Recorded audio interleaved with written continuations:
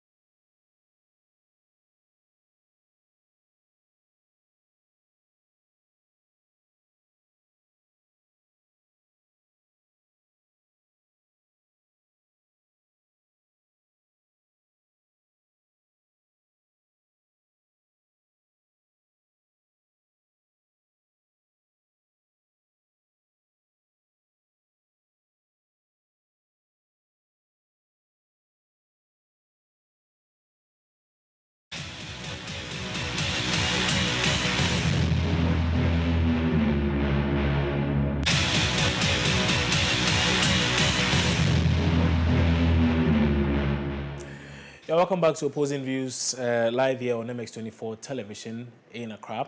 We are live on YouTube, Facebook, Twitter. The hashtag is Opposing Views, and indeed the social media handle is at MX24GH, at MX24GH.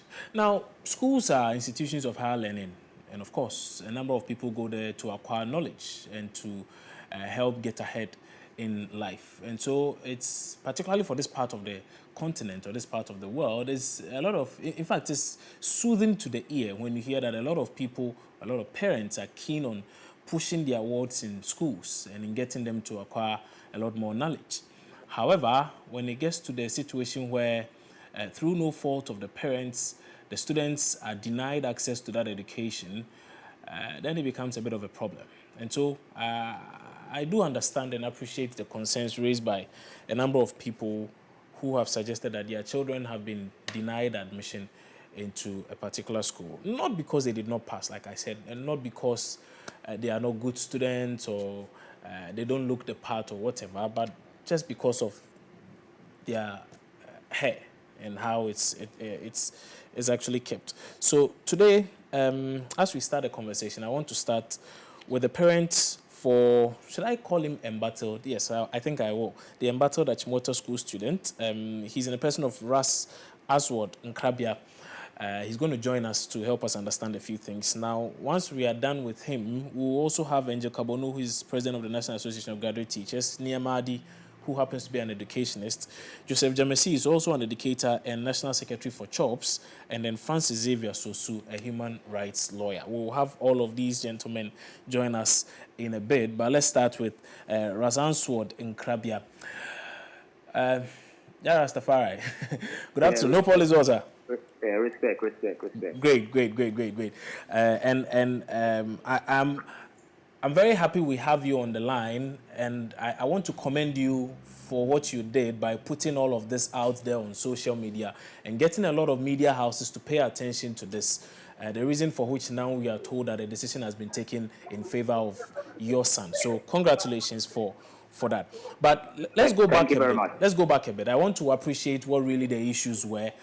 On the said day when you got information that your son had been placed to Achimota School and you had to take him there and you got there, what happened? What really transpired? Now, what happened is that I was there.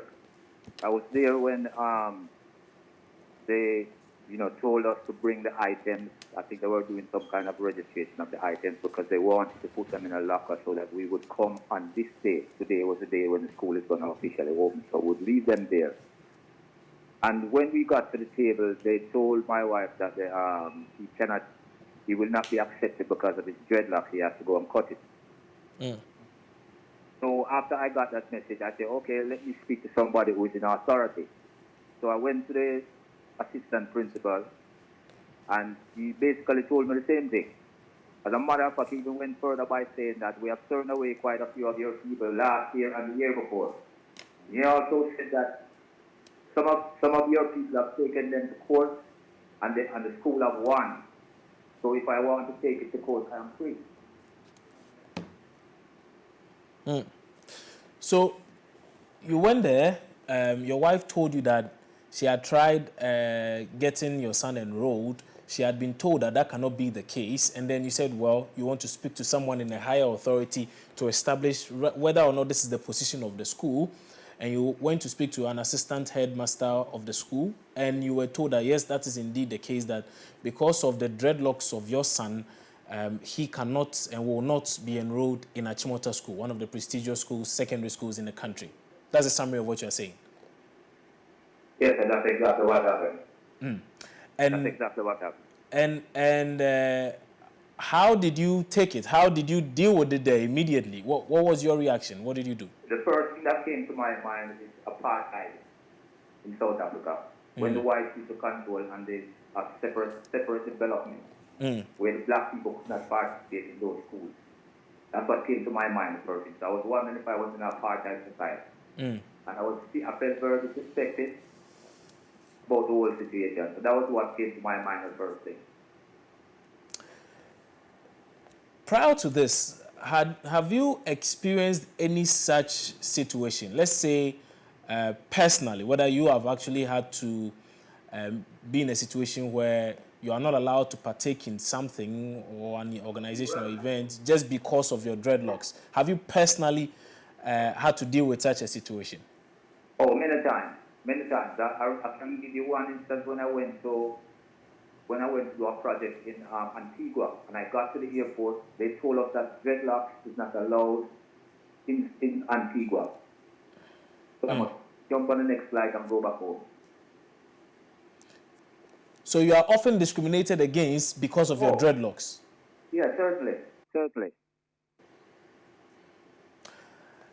Of course, when they told me to go back home, I didn't accept it. I stood there and I defended my rights, just like I'm doing today.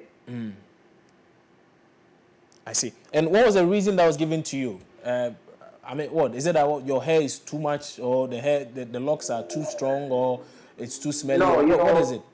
The dreadlocks represent a certain amount of, certain amount of independence, consciousness, and things like that, right? And the knowledge is associated to Rastafari, who is always going against wrongs in any society.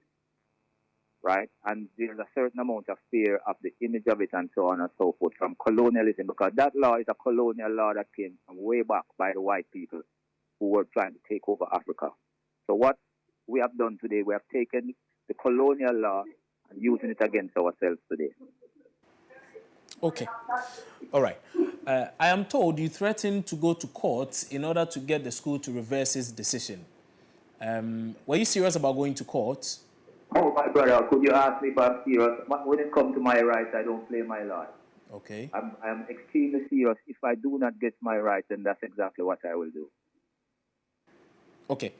Now, though, we are told that there's a new directive by the Ghana Education Service for Achimota School to admit your son and one other who was also prevented from enrolling, also because of dreadlocks. Can you confirm if indeed your son is now a student of Achimota School? No, he's not there. As a matter of fact, we are standing at the door of the Director General of the Ministry of Education. That's where we are at the moment. Okay, so currently, as you speak to me, you are the Ministry of Education. Yes, I'm waiting to go and see, but because of your call, I am standing here. Okay, okay. And so your son is still home? No, he's here with me. We are With you? here waiting to go in and see him. Okay. How much of an inconvenience is this, particularly since your son's colleagues are perhaps now in school and are getting ready to start an academic year? It's traumatic. He has been traumatized by it. He wasn't able to eat. He wasn't able to sleep. And as far as I'm concerned, I've lost the whole week from of not going to work and staying up late at night time, managing the social media issue just to ensure that everyone is aware in terms of what is going on. So it took a lot from me to deal with that social media, not to talk about expense of moving up and down, back and forth, here and there, dealing with the media and dealing with this issue. So it has been very uncomfortable and become a very big liability in the sense of expenses. What do you say to those who suggest that you want the laws of the land bent in favor of you? And if that was always the case, then we might as well have no law, because laws are there for a reason. No, I think they're right. They're right. When the Constitution gave us that right, so should we trample on the Constitution or spit on the Constitution? What should we do? We should show respect to the Constitution. And I do not think that the school or the authority are right over the Constitution. So I'm going by the Constitution. I see. Okay. All right. Thank you. We are not done yet, so kindly hold on. I'm going to get the reactions of a few more people. Angel Kabonu is president of the National Association of Graduate Teachers. Mr. Kabonu is not very happy with the directive by the GES, it appears. In fact, his colleagues also are not very enthused about it. Mr. Kabonu, good afternoon. Thank you so much for joining us here on Opposing Views. Yeah, good afternoon. Why are you disgruntled with the fact that the GES is insisting that the rights of an individual must be respected, for which reason the son of a Rastafarian should not be denied access to quality education? Nobody is saying that the son of a Rastafarian should not be given quality education. We are saying that you get admission into an institution that has rules and regulations. Your son, like any other son or any other daughter, will just have to conform to the rules and regulations of that institution. Your son is not a special human being different from all others. You go into an institution, you ask about the rules and regulations of that institution, you abide by the rules and regulations of that institution. People are talking about going to court. They have the right to go to court. But there are laws that indicate that schools and educational institutions have the right to make rules and regulations for people below the age of 18. And your child has come to school, there are rules and regulations. This is not the only rule and regulation. There are other rules and regulations, and your child will have to conform to the rules and regulations. That is what we are talking about. So for you, it's not the case that you are victimizing a particular candidate. It's just Absolutely the fact that not. the rules must be respected. The rules must be respected, and the rules do not have anybody's name attached to it. Now, what if in the enforcement of these laws and rules you speak of, it happens to infringe on the rights of an individual? How do we then draw the line? We draw the line by obeying the rules and regulations Of the school? of the school. Look, okay. Even the law courts, I personally have a problem with lawyers wearing a good skin hat as a uniform. I have a problem with it. But if I'm a lawyer, I have to conform. I see. So for you, the rules are the rules. And yes, look, don't forget that the population of Achimota is over 4,000. Of children coming from different homes and with different upbringing, with different attitudes. So if you are not careful to be bending the rules as and when you like it, you are creating a chaotic atmosphere that will not even be conducive for other children to learn. And so you think this is a precedent which is likely to undermine the authority of the heads of some of these secondary schools? This is a precedent that will open the Pandora box and the floodgates for everybody to come in demanding for his or her right based on his belief and culture. Chaos will be staring us at the face. Okay. Mr. Governor, I'll come back to you in a short while. Let me go back to Ras Edward in Krabia. Ras, so it appears as though you are putting the entire educational system in a bit of a fix. To the extent that, again, Mr. Kabonu makes a strong point that the rules are there for a reason. And it cannot be the case that we should bend the rules to favor just 1, 2, or 3 people. And again, everybody comes from all kinds of backgrounds. In fact, there are Muslims who have to go for church services when they are in such schools. And there are Christians who, if, for instance, they attend a school like Tia Ahmadiyya, may have to go for Friday Muslim services. And so, and it's not because of anything, but it's just the rule. And so it must be obeyed. And so why are you pushing the educational system in such a fix? I think I've explained myself clearly to you. Where is the school rule above the Constitution? Hello? I'm listening. You make your point. You're I'm asking if the school rules are above the Constitution. No, I don't think so. Okay, well, that's what I'm going by. I'm going by the Constitution. Okay, so the Constitution reigns supreme, right? And so... Yes, exactly. Okay. Because you have made mention of the Constitution, let me... Francis Xavier Sosu will be joining us in a bit, though. But let me hear the thoughts of Niama Adi and Joseph Jamesi. Let's start with Niama. Niama, have you followed the discourse so far, both on social media and on this show as we have started? If you have, what are your comments on the development so far? Good afternoon. Thank you very much. Yes, I've followed the discussion, and it's, Achimota is a school that is dear to the heart of every Ghanaian. In fact, it's my alma mater. Considering the fact that, you see, right. Considering the fact that most of our presidents and the great Agri and all those who can attribute to the success of our education, not only in Ghana, but West Africa. Back in England, I had opportunity to visit Oxford University. And if you see the rave reviews of Achimota School yearly on Oxford, then you will know that, for us as a country to have just that great institution, it's not anything that we should play with. Indeed. So for me, I cherish Achimota with all my heart. Also considering the fact that it's a family school. My own uncle who tutored me, who mentored me to be able to speak and write English today was a product of Achimota. Okay. We are not happy.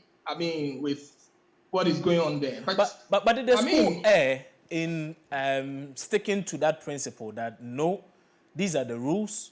The student must respect the rules. If he cannot, then he cannot be in the school. Did authorities err in any way? Good. You know that we have the Constitution. You have to unpack this whole issue, and then you can repack them so that you put the issues in their proper perspectives. Okay. Instead of trying to generalize everything as we do usually with matters of public interest. One, if you look at it constitutionally, our constitution says that admission to educational institutions should be irrespective of race, gender, religion, etc. So that if these student in question is coming on the heels of religion, for which reason they carry that hair, then that must be looked at in that perspective, okay? And that must be looked at in that perspective, if it's a religious reason. If it is a health reason, that can also be looked at in that perspective. But you see, in every situation, you can consider what we call a situational analysis. Okay. What has led to that? First of all, I questioned if that student in question obtained his BC in Ghana, his basic education in Ghana, and I'm told he obtained his basic education in Ghana, which means that right from where he's coming from, they've accepted it. Yeah. And part of the information I got to was that he has carried that hair since birth. Okay, so since childhood. So yes, you have to then go into detail to find out what are the cause. What we call the cause, that causes the cause and causant. What has led to that? And if the reasons are anything to go by, then we're going to make a situational analysis of it. Okay, rather than generalizing it. Okay, so for me, that is what I thought, that we would calmly investigate, take our time, take the issues one by one, and then we can get to the bottom of it. Okay. This is how far we have come so far. I see you are being very diplomatic with your answer, though, but the specific to the question I asked is whether or not the school erred in maintaining its stance that this is it, take it or leave it. I get you when you say that we must look beyond the binary option of taking it or leaving it and going beyond that and trying to understand whether or not the person has this hair maybe on health grounds, on religious grounds, or on whichever grounds. And then we should interrogate the authenticity of those claims and whether or not we can make some exceptions in that regard, if I understand you correctly. But did the school err in any way? That's what I want an answer to. No, straightly to your question, the school did not err in the sense that the school has its code of discipline. Okay, the school had its code of discipline. I mean, we all went to secondary school. I mean, I have been depunked before. Today, you see me in my Sakura. I mean, God has now become my Baba. Yeah. True. And in a lot of schools, even keeping facial hair is a problem. So for those of us who are quite hairy, we used to have a few hair here and there. We were always, enduring one form of punishment or the other. But that's fine. Nyama, I'll come back to you shortly, though. Let me hear from Joseph Jamesi. He's also an educator and also happens to be the National Secretary for CHOPS. Mr. Jamesi, good afternoon. This certainly must not be very good news for all of us, particularly those of you in the educational sector.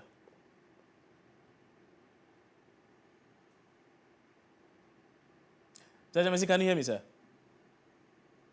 Good afternoon. I hope you can hear me. Fantastic. Now I can hear you. Go ahead. So I can hear you. Can you hear me? Yes, I can hear you now. I'm saying this may not be such good news for all of us, but from where you sit, what are your reactions to all of these developments?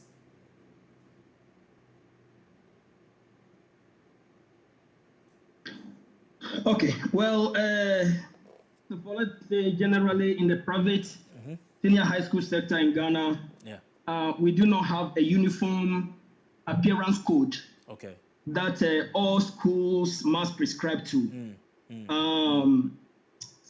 Private secondary schools and CHOPS members in Ghana have different appearance codes based on the section of the market they are serving, the catchment the school is located.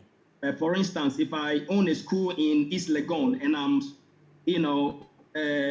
most of my clients or my parents are expatriates, I'm going to have different appearance codes for them versus somebody who is located, say, in Ho or in a small town somewhere. So the rules are based on the particular school and the area they are serving and why these rules have been designed. And let's also remember that these rules have been made for a particular reason.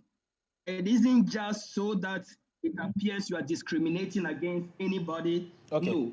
Sorry. I think your video is off. Certainly If we you don't have a could position on this. turn it on, But I would be also really say really grateful so that our viewers can also see you as you articulate your points. Joseph Jamesi is the National Secretary for CHOPS.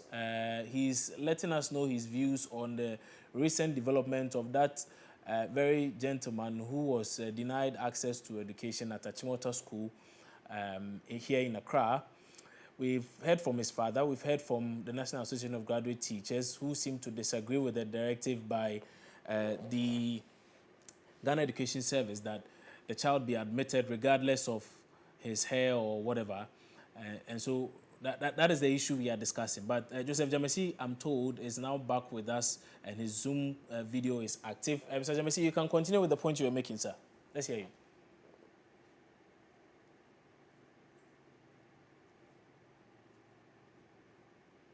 Okay.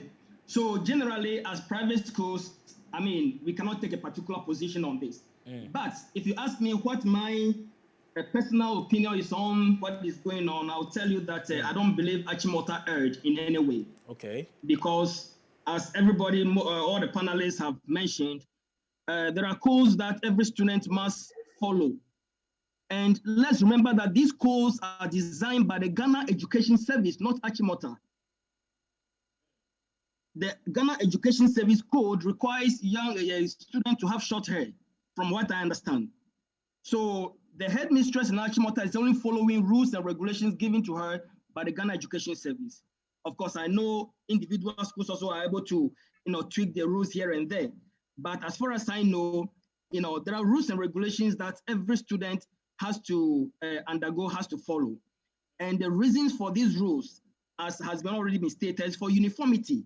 So that you have one rule that as much as possible, every student can fit in, So when we say students should cut their head down, we're basically saying, well, be as simplistic as possible, appearance that doesn't require a lot of high maintenance, appearance that is not distracting from the core reason why you are in school, academics. But so sorry, those are the reasons why we have those rules in place. Does it hurt? And therefore, if I have a ponytail or I have a weave on and I'm in class studying, the reason for going to school is to study. So what has my hairstyle got to do with anything? If it's about simplicity, yes, perhaps some may prefer to live a simplistic life. Others may prefer a more extravagant lifestyle. There's nothing wrong with it, is there? No, there is nothing wrong with it at all. If you live in the house, if you live with your parents in the house, where these things are able to maintain this, you don't have to go take an exit to go get it maintained with a hairdresser or anything of the sort. Your parents are there to, guide you through this whole process. Yes, there's nothing wrong with it. But in a typical dorm settings, with 20, 30 students in one dorm, with limited time to do many different things, it just becomes a little complicated. So that is why the rules have been made. So if I understand you correctly, though, if I understand you, Mr. Jamesi, sorry, quick one. If I understand you correctly, what you are suggesting is that it would have been okay, for instance, if this gentleman was going to be a day student, because if he were a day student, he would be able to move from school to home and do whatever he has to do to his hair. So in your analysis, you are suggesting, if I understand you correctly, though, that it would have been okay if he were a day student. It only becomes a problem if he's a boarder.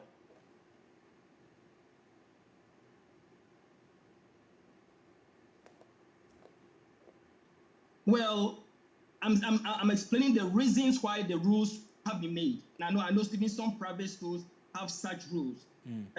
If you are a day student, it's easier for parents to, guide you through a process of maintaining your hair if you need to go to the salon. And remember, this is not just about Rastafarian hair. We are talking about ladies who want to perm their hair. It's their right to do so. A lady who wants to braid her hair, it's her right to do so.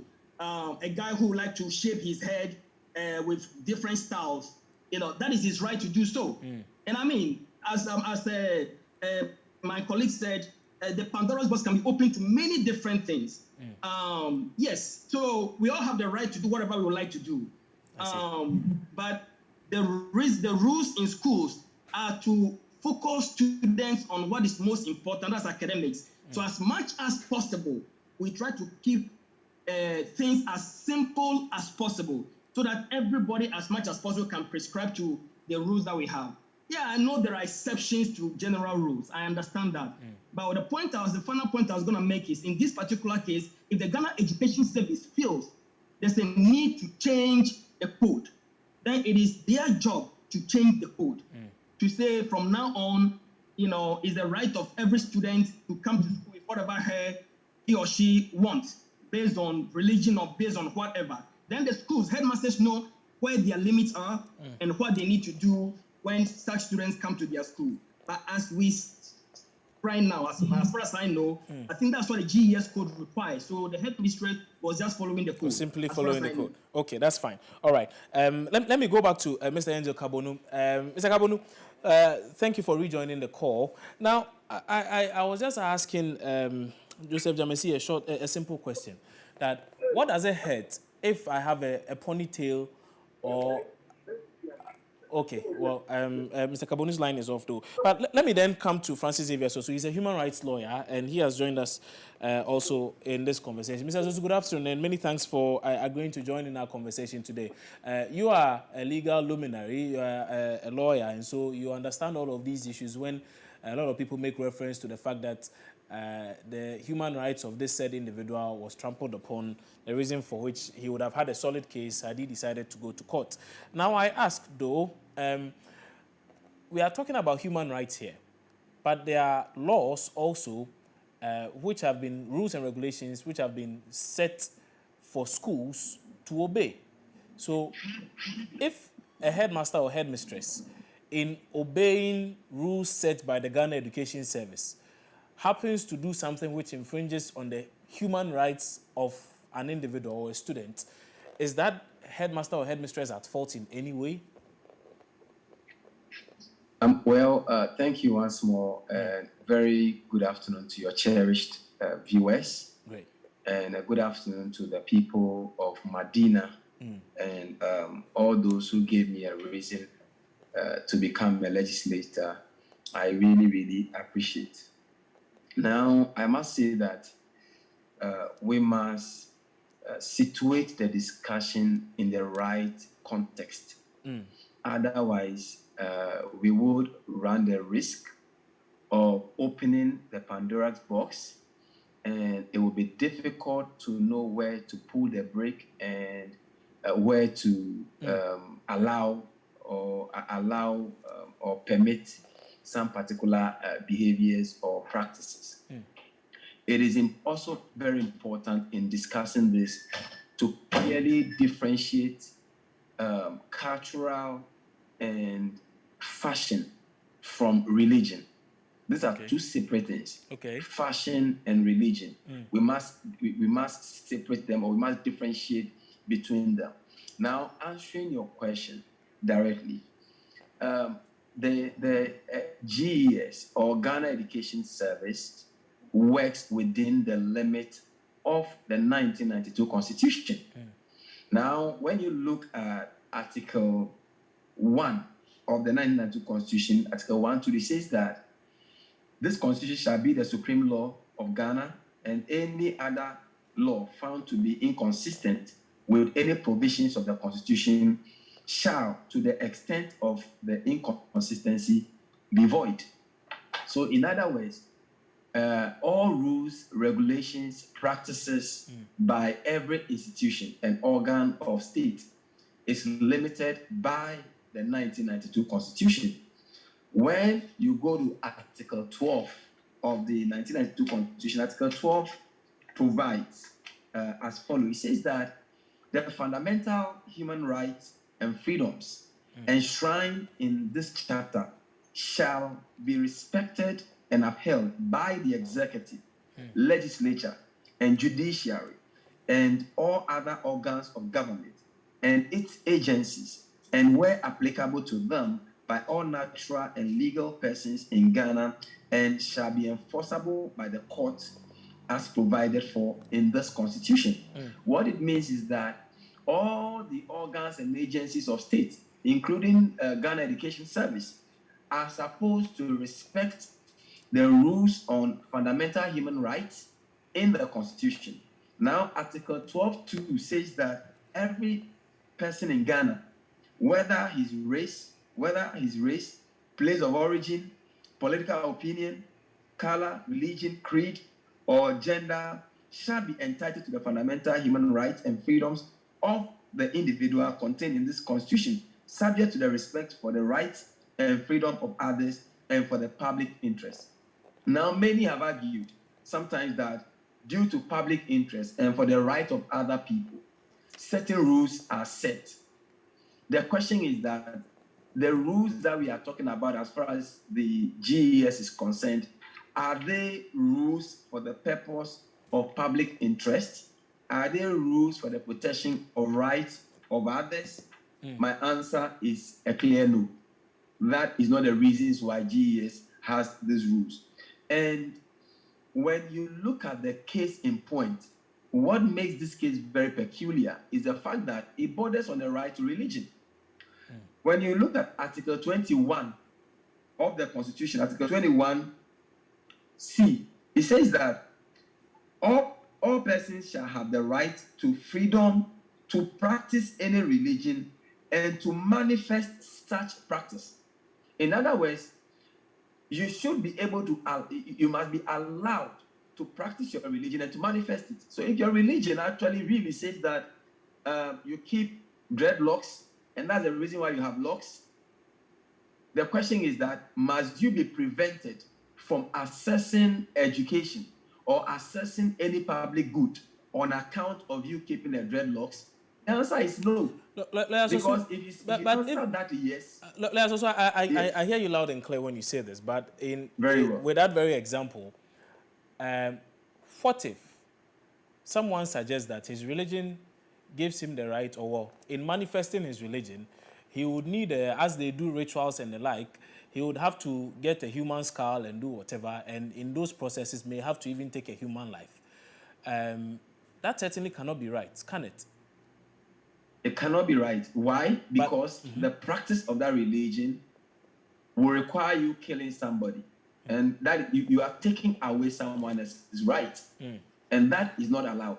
And that is why when you look at Article 12.2, it says that the enjoyment of your right are subject to the protection of the right of other people and for the public interest. Clearly, the example you gave will be one of those cases where enjoyment for you to be allowed to enjoy those rights will be against the public interest. Fantastic. So as you make this point, let's situate it in the context of the school.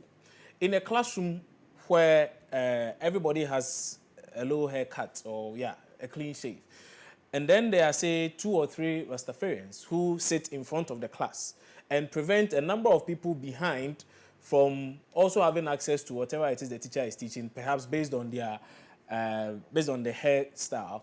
That is a clear infringement on the rights of the others, the access to education, or on the part of the others. Well, is that I believe what should happen under those circumstances is just to provide a conducive atmosphere that allows them to enjoy their rights. So the argument then is that in order to avoid all of these discrepancies, let everybody have a haircut. Just have a low haircut. That's it. Everybody just come, sit down, and then have your access to education.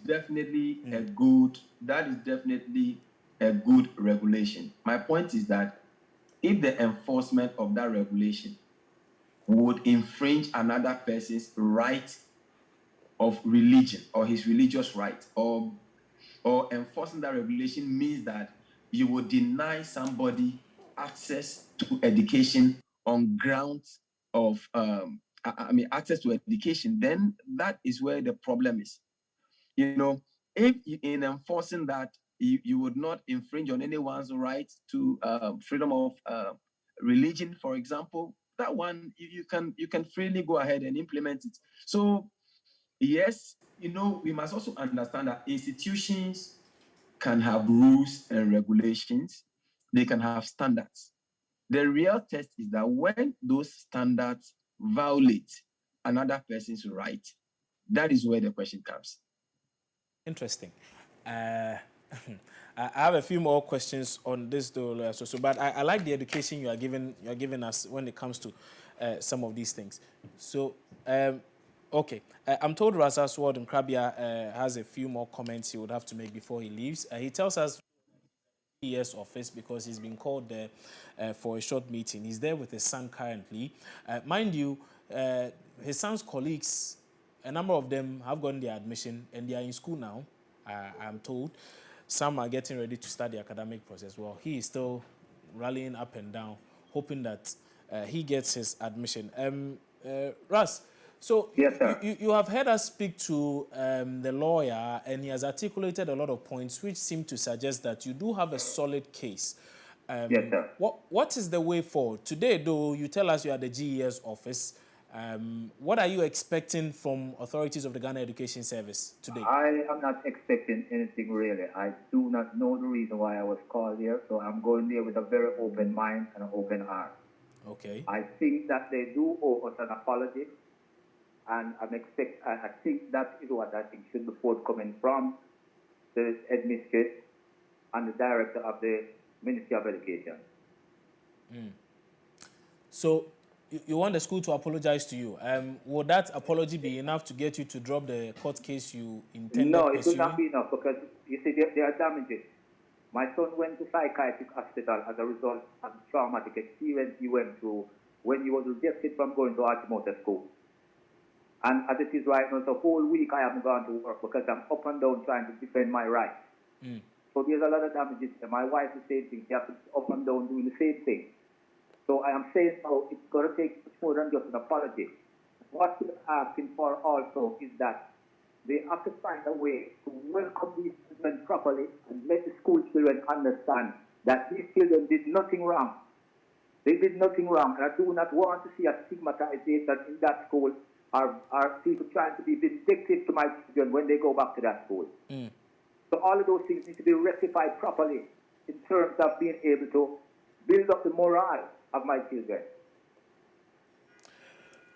Is your child still keen on going to Achimota School?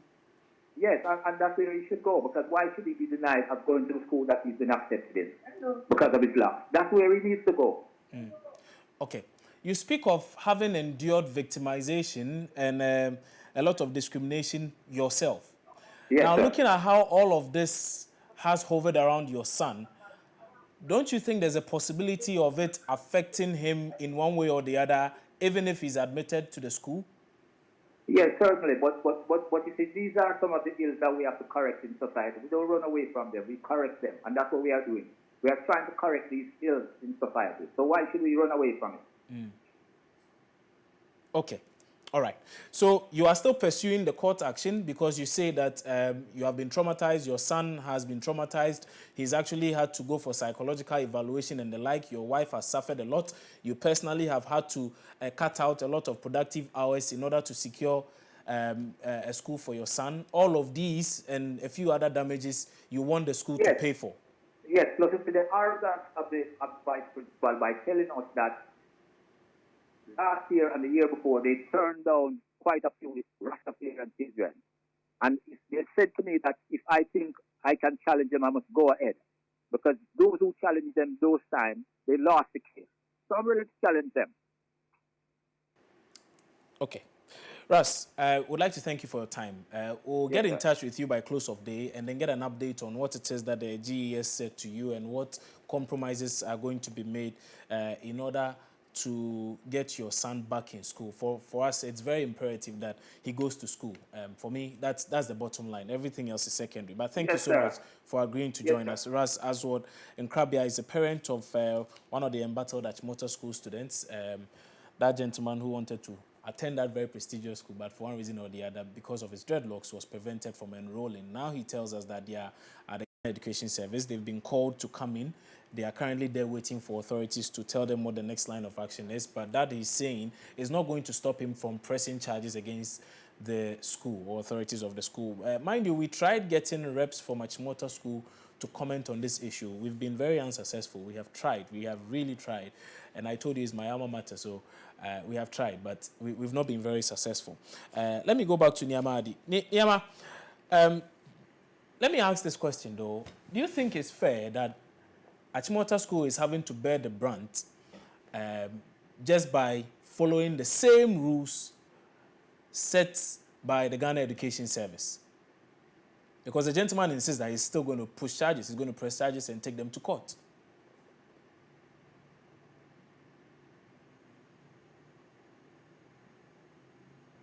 Niamadi, can you hear me? Okay, I'm not sure Niamadi can hear me. If he cannot hear me, okay. Nia, I think you're on, but your microphone is off. That's why. If you could unmute yourself. Aha, fantastic. Now we can hear you. I can hear. Yes. So let's hear you. Let's hear you. I'm asking if you think it's fair. You can hear me now? I can hear you. I'm asking if you think it's fair for Achimota School to be the ones to bear the brunt. When situation for okay.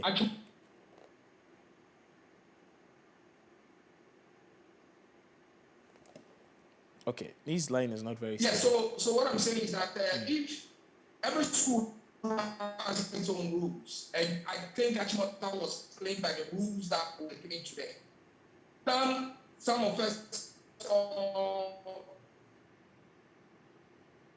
Okay, no, that's not a very stable line. That's not a very stable line. So hopefully, I think we should try and get him that phone and get his reaction to that particular one. And I really wish Angel Kabonu was back with us on the phone. So maybe we could ask him a few other questions, though. But Francis Sosu is a lawyer. He's a member of parliament as well. He represents the people of the Medina constituency. You remember how he won that very seat? Quite a huge margin and all of the things that happened, the dancing and the powders and everything, but that's fine. we'll come to that at a later time. So, Mr. Sosu, I want to find out though, because you're a lawyer and you understand all of these things, the gentleman we spoke to a short while ago, Razaz Ward, suggests to us that he's still pursuing this legal action and he wants the school to pay for a number of things. I am asking this question, and I really want the question to go around, but because you're a lawyer, I'm sure you'll be in a better position to help us appreciate all of this. Do you think it is fair for the school to have to bear the brunt? Because clearly they were only enforcing laws that have been given to them to enforce. Well, I don't think it's fair for Achimota School to be the one to suffer for enforcing laws that, they were entitled to enforce. I believe that I'm happy that GES has come in. This matter is something that should be resolved and that should be settled.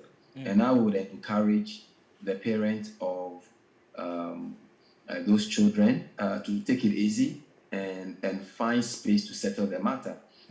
What is important is that the issue has been addressed and the kids are back to school.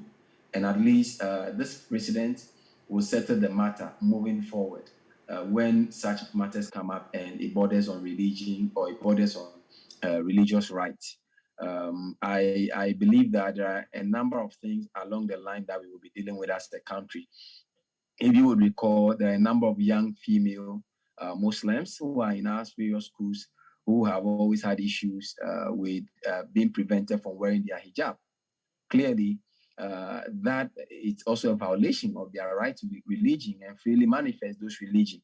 So as a people, we must be working gradually towards being more tolerant and being more open to discuss some of these matters and find more pragmatic ways of dealing with them than we are doing right now. I would encourage the parent. They said that the worst settlement is always better than the best litigation. I don't think this is a case that requires any long litigation, particularly when the issues that were raised by the parents have been addressed by the GES. We are just hoping that it doesn't recur again to bring us back to where we are today. And so on this note, I want to ask permission because I need to sign out and get back to parliamentary duties. Parliament. So thank you. I just had a few other issues with the religious rights too, but I think we'll have to defer that to another day. So Francis Sosu, many thanks for your time. on opposing views today.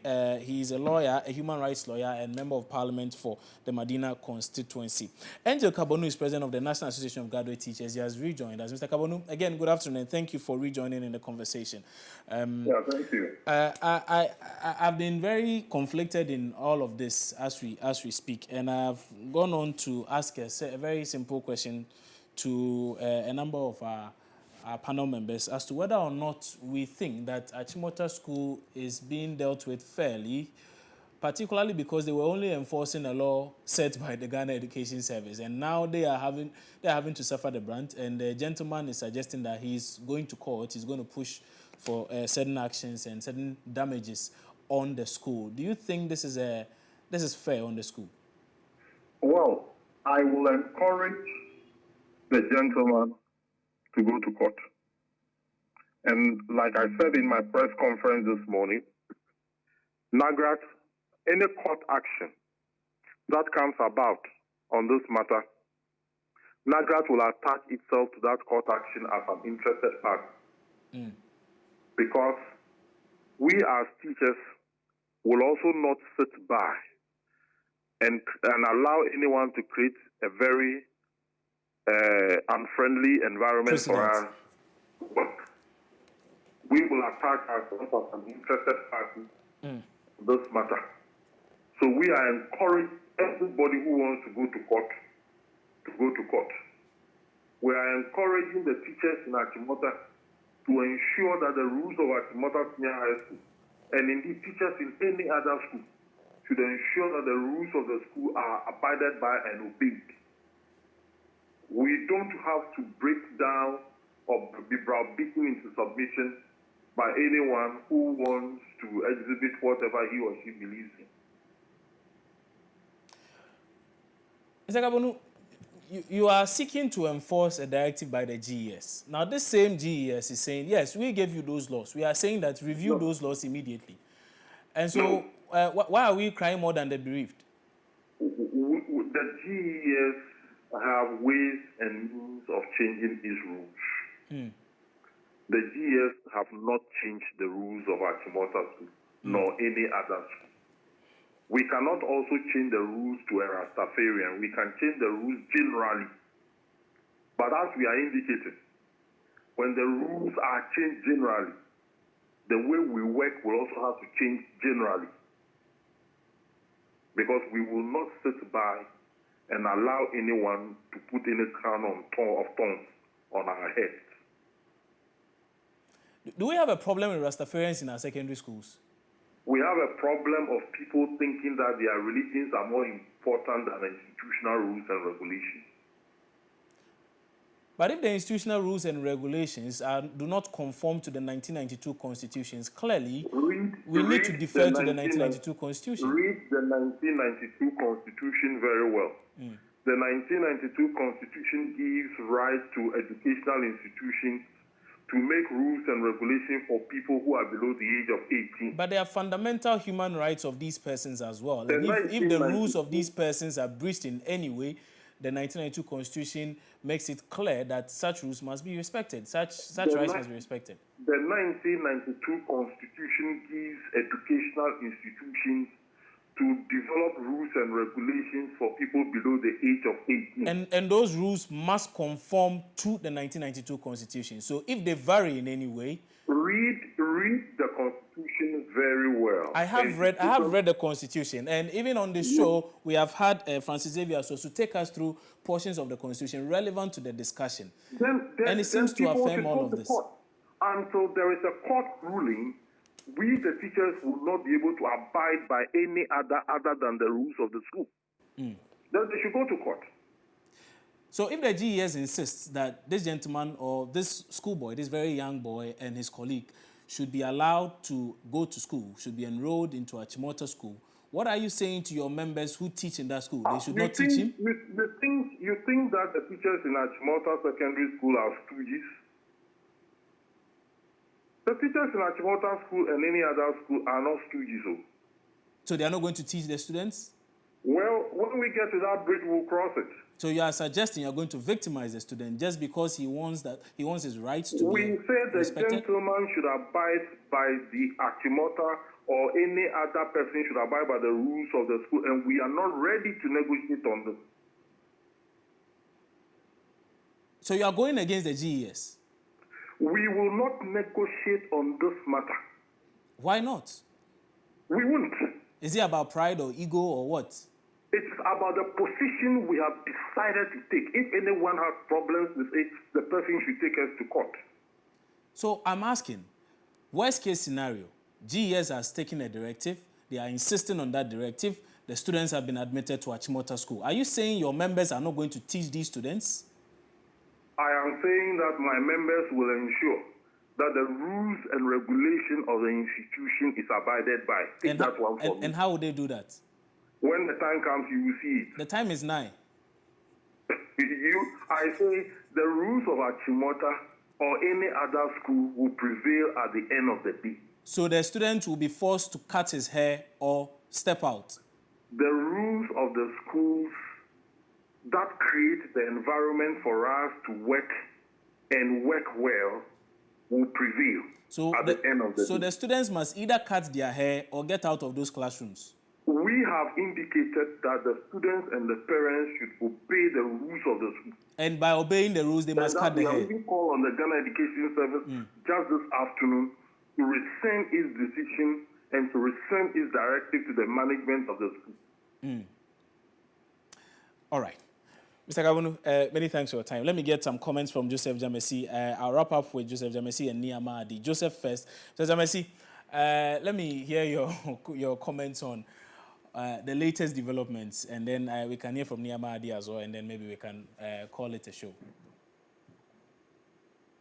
Well, I think the discussion has been very interesting. In many ways, I believe it's a good thing that we are having this discussion at this time, because it's going to bring to light the position of the Ghana Education Service on these issues. True. And how schools and headmasters are to adjust to these new regulations going forward. As I said, there are reasons for these policies that we have in our codes. And if the GES is going to come against these same rules, they must give the right reasons why it has to change. I can fully understand the frustration of the parents involved in this issue. As I said, in the private sector, we don't have such a problem because many private schools will accept him wholeheartedly, whereas there are some who will also not accept him. But in this particular case, because the public school is Achimota, is a public school, they have every right to also fight for what they think is their right. And I think it's a good idea that they go to court, as Mr. Kabunu is saying. That is what is going to test the system. And when the system is tested, then we'll get the chance to adjust accordingly. And if we've been discriminating against students, we will learn, and then we'll make the right adjustments going forward. So I think this is the right time to make this discussion. It's good that it's coming up at this time. Joseph Jamesi, you are smiling as you make the point. I think you are, I can foresee your members with open arms that if you people don't want the Rastafarians, you give them to us, we'll take them. Is that the case? Oh, well, not necessarily. Not necessarily. As I said, there are some private schools like my school that, as of right now, we have similar rules like the GES rules. Okay. That will not allow students to have long hair. Okay. Yes. Okay. Yes. So not necessarily. Okay, that's fine. But yes, there are a number of private schools that gladly will accept him. Okay. No question about it. All right. Niamadi, let me hear your thoughts as we wrap up on the conversation. Is Niama back on? Okay, Niama is not on. We'll have to draw the curtains on today's show at this point, though. Let me put on record, though, that we again tried getting the Ghana Education Service. The PRO for the institution tells us she's driving. She's been driving since 7 a.m., it appears. And so it appears they are not willing to comment on the issue at this point in time, even though we are told that they are trying to meet with Ras Aswad and his son in charting a path forward. This is a very delicate situation, I know, and I can understand the positions of Ras Aswad as well as Enjo Kabonu of Nagrat. There are quite a number of your comments, I'm told, on our social media handles. I'll quickly go to Facebook and maybe read one or two. And then there are also a few which we've taken so far, which we're going to share with you. I'm going to read just one on Facebook for now, and then I'll read on... Oh, in fact, let me start with this. So these are some of the comments. GES is refusing to admit these students at Achimota SHS because of their dreadlocks. Denying a child access to education on grounds of natural hair is unconstitutional. Educational reforms is incomplete without full inclusion. GES, stop this. And this from the Africa Education Watch. Then there's Yao should keep in mind that Achimota School is a second cycle institution. You can't have students walking around in dreadlocks. We all know the kind of lifestyle associated with dreadlocks, and that should not be encouraged among students at that level. Okay. And then Samuel Jata George, who is Member of Parliament for Ningo Prampram, says, this country we call Ghana, we still have judges and lawyers wearing silly horse wigs, looking like colonial caricature relics, and that's cool. But we think it is wrong for someone to carry dreadlocks. We still think if you are not wearing a suit and tie, you are improperly dressed as an MP. What mentality is this, cry? Our priorities are just so twisted. Good night before my mouth gets me into trouble.